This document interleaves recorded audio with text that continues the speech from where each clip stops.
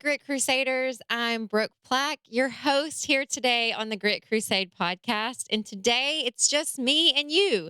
So sometimes on the podcast, I have guests on, and sometimes it's just us two talking back and forth and diving into those topics about life, relationships, and business. And I'm really excited about today's podcast. So, to give you a little bit of background on kind of how the podcast topics come about, it's really very reflective and intuitive. They come about organically. So, as I work on the podcast notes for each episode, it's usually on the day of recording. I've usually come up with the topics the week before. I really am trying to tune into all the things inside of me that can help me know what is it that my listeners are. I'm like closing my eyes as I'm saying this because this is how I feel I do it. Like, what is it that the listeners are going to sync with whenever this message reaches you? So it could be that you listen to this episode on drop day.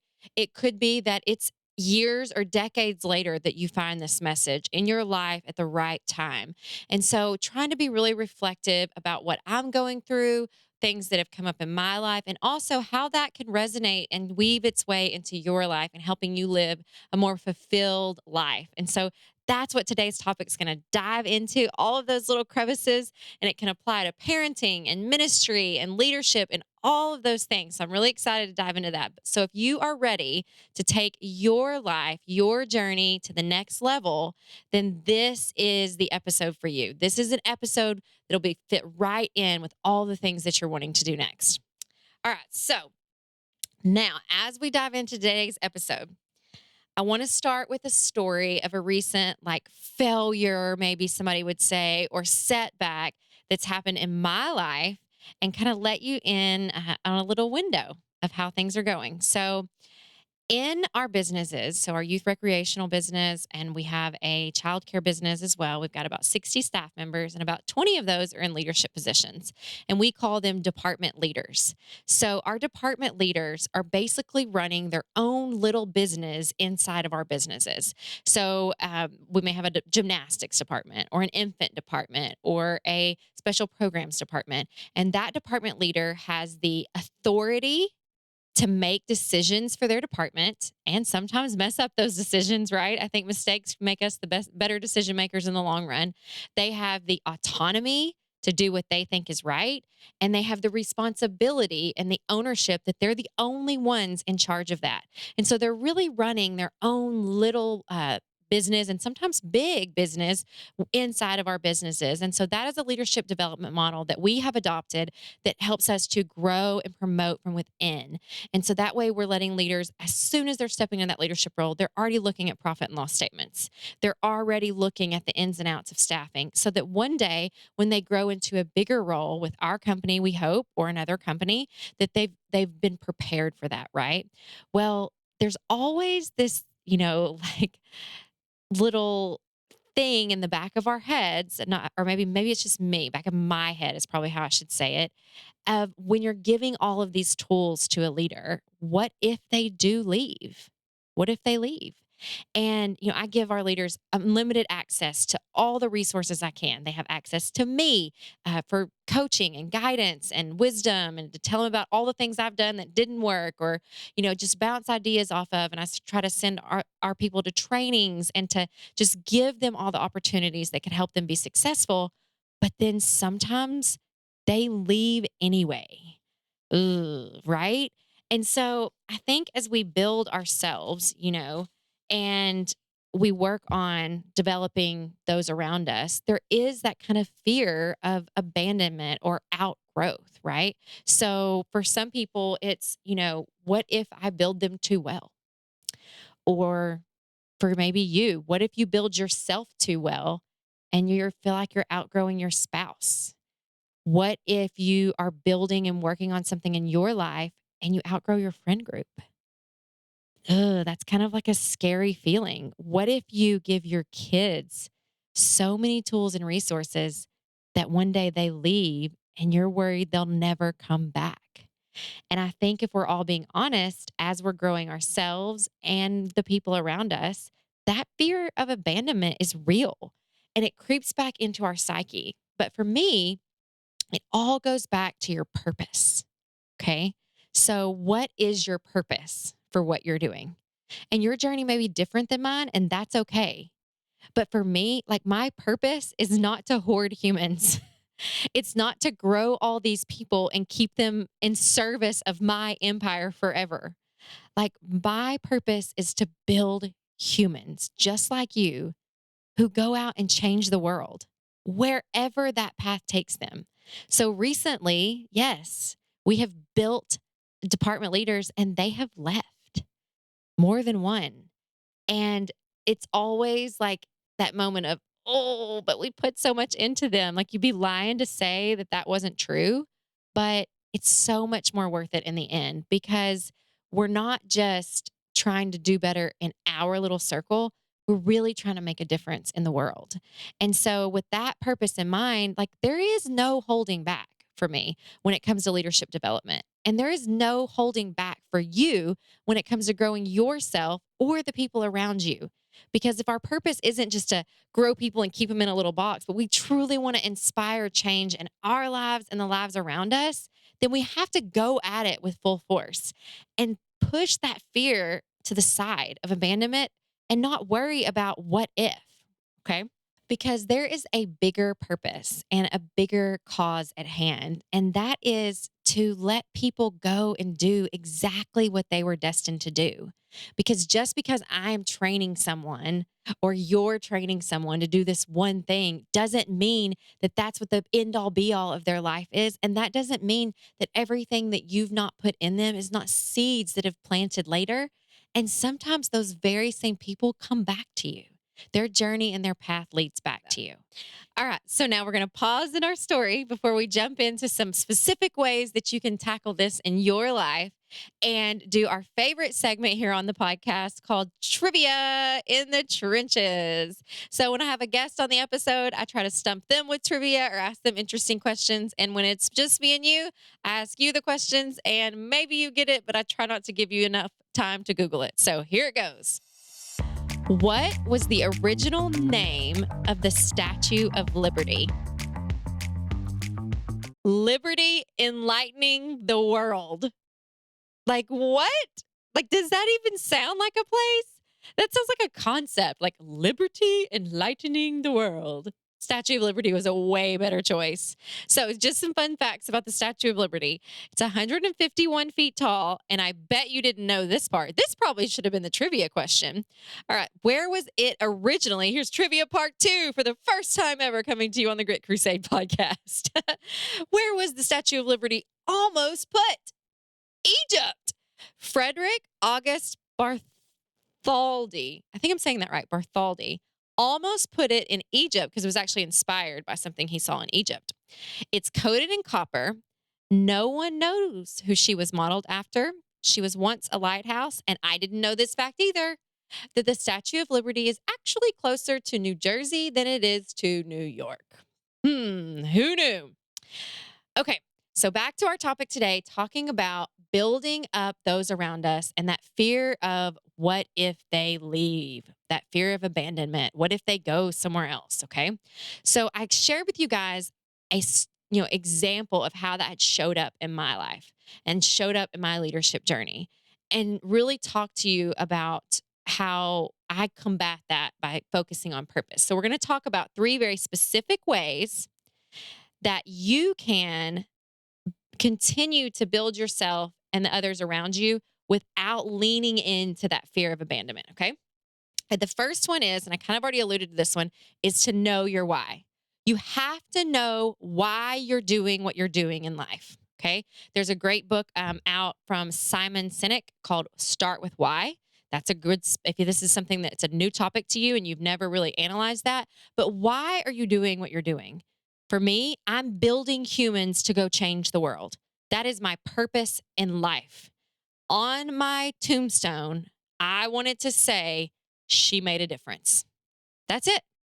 I am not just in the business of making money. Everybody likes to make money. There's more than that. Money is a tool, just like time is a tool. But why are you doing what you're doing? Why are you showing up to that gas station job every week?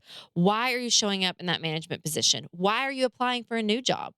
Why Are you trying to help the people at church or the people down the road at the homeless shelter? Why? What is the point? And if you don't know why, start with journaling.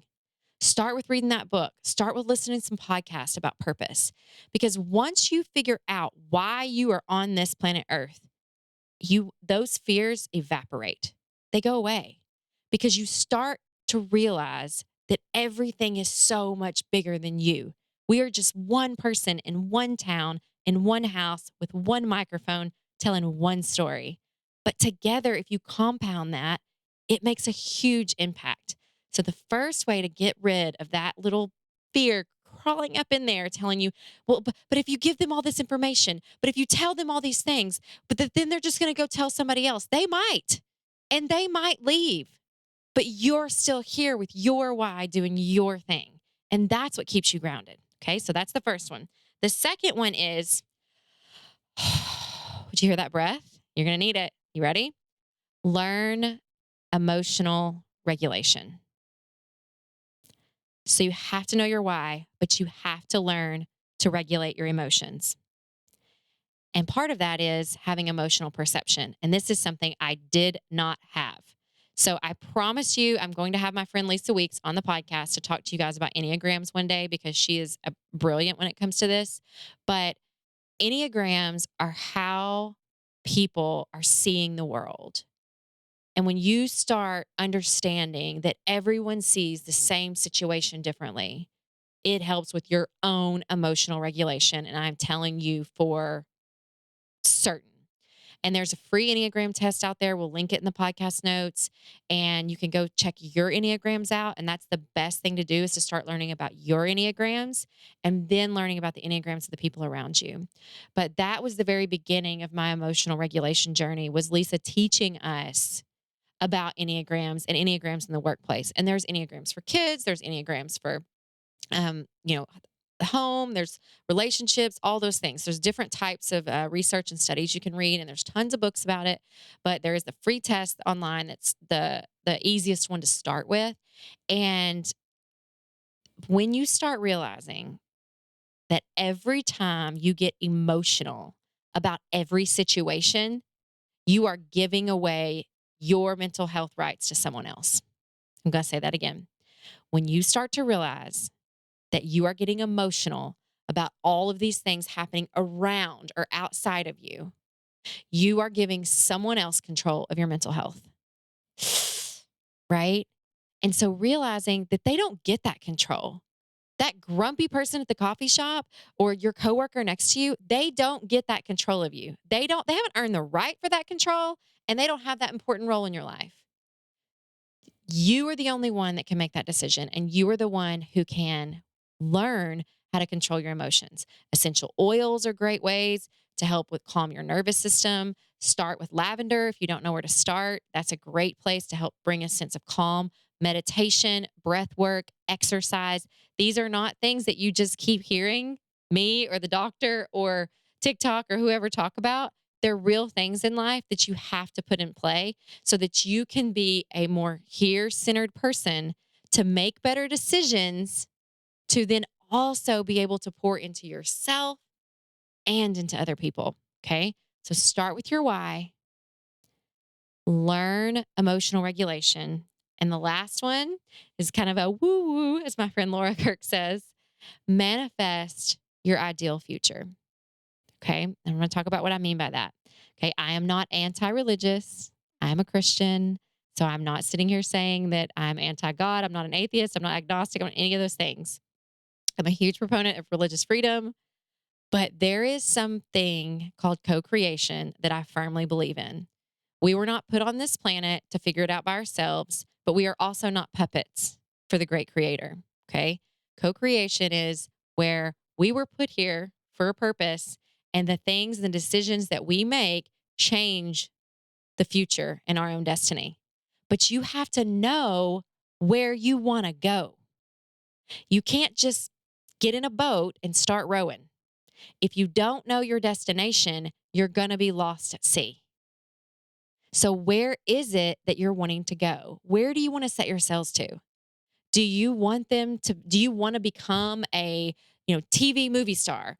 Do you want to become a speaker one day? Do you want to become an author? Do you want to start a podcast? Do you want to become a preacher? Do you want to become fit? Do you want to become someone that can walk a mile? All of these things are different parts of who you are. Your spirituality, your physical health, your emotional well-being, your relationships, your social life. None of that even has to do with work.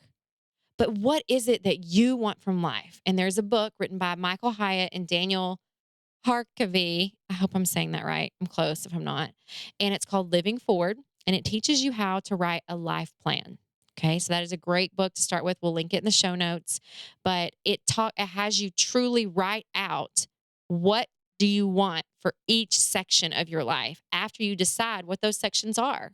What are the things that are important to you? Maybe work is not important to you and you don't want that to be a life account that you're focused on.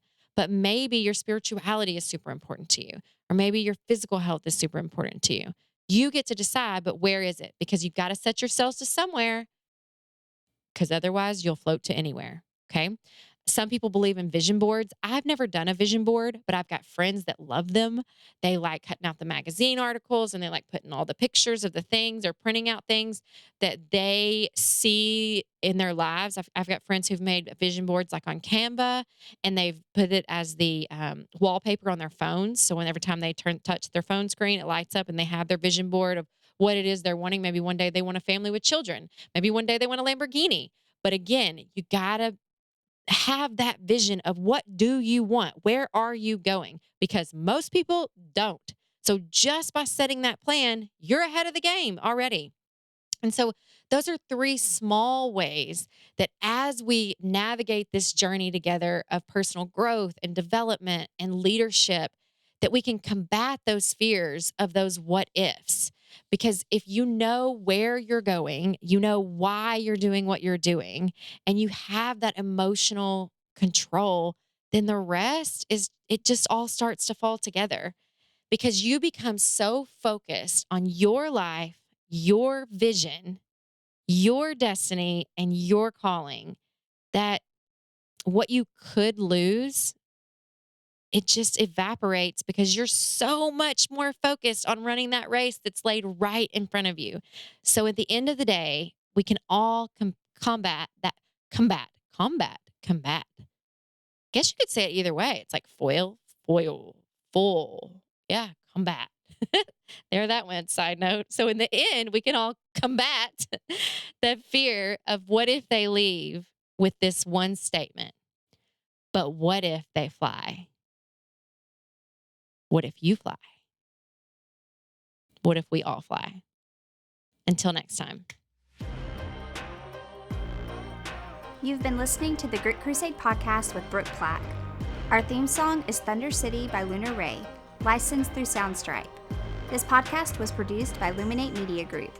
Thank you for listening, and we will see you on the next episode.